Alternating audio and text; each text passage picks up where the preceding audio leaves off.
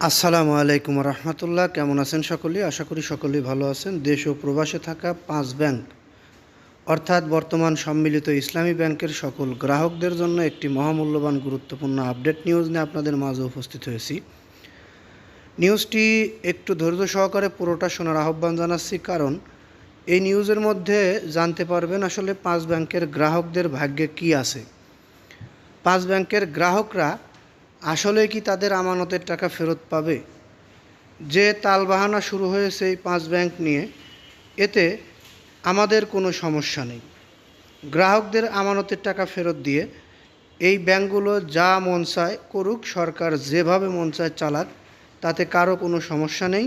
শুধুমাত্র এই ব্যাংকগুলোর গ্রাহকদের আমানতের টাকা ফেরত দিয়ে তারপরে এগুলো করার জন্য আহ্বান জানাচ্ছি। এরকমই তথ্য উঠে এসেছে বিভিন্ন গণমাধ্যম এবং বিভিন্ন বর্গ ব্যক্তি থেকে। আমরা সেটি আপনাদের মাঝে তুলে ধরলাম। এস আলমকে পুনর্বাসনের সুযোগ।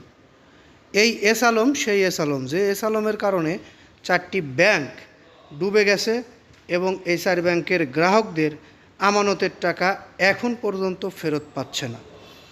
স্বৈরাচার হাসিনার অনিয়ম, লুটপাট ও অর্থ পাচারের পর অন্তর্বর্তী সরকারের সময় ব্যাংক ও আর্থিক খাতকে বিপাকে ফেলতে কখনো তৎকালীন গভর্নর ডক্টর আহসান এইচ মনসুরের অমূলক বক্তব্য, যেমন 1 ডজন ব্যাংক দেউলিয়ার পথে, আবার কখনো ভুল নীতিতে বিপর্যন্ত ছিল আর্থিক খাত। তবে ওই সময় ব্যাংক রেজুলেশন অধ্যাদেশ 2025 পদক্ষেপটি ছিল সাহসী এবং প্রশংসার দাবিদার। অবশ্য আর্থিক খাতের জন্য যুগান্তকারী এই পদক্ষেপটির বিপরীতমুখী অবস্থানে গেছে বর্তমান সরকারের সময় সম্প্রতি সংসদে পাশ হওয়া ব্যাংক রেজুলেশন আইন 2026।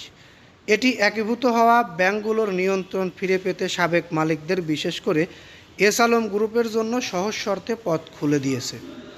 আর্থিক খাতের বিশেষজ্ঞদের মতে দেশের রুগ্ন ব্যাংকিং খাতকে টেনে তুলতে অন্তর্বর্তী সরকারের নেওয়া সবচেয়ে সাহসী পদক্ষেপ ছিল ব্যাংক রেজুলেশন অধ্যাদেশ 2025।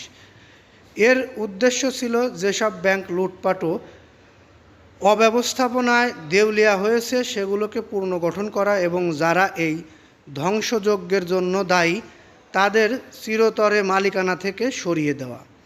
তবে নতুন সরকারের এ সিদ্ধান্তকে অন্তর্বর্তী সরকারের ব্যাংক সংস্কার কার্যক্রমের বিপরীতমুখী অবস্থান হিসেবে দেখা যাচ্ছে।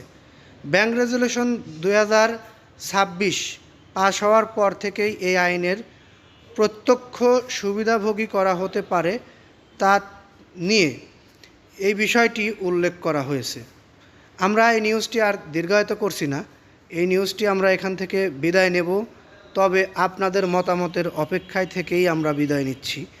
এই নিউজের পরিপ্রেক্ষিতে আপনাদের মতামত কি একটু কমেন্ট বক্সে লিখে যাবেন।